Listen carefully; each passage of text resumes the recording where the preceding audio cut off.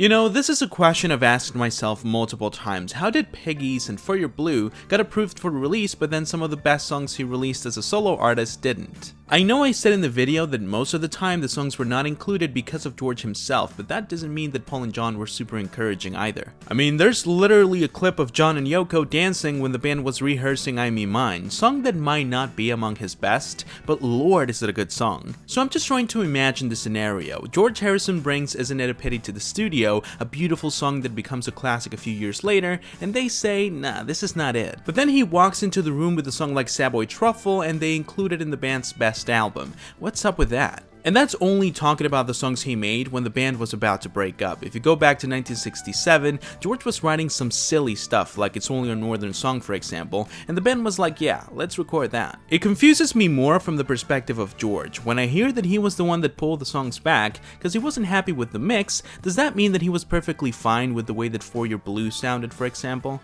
I don't know. Weird.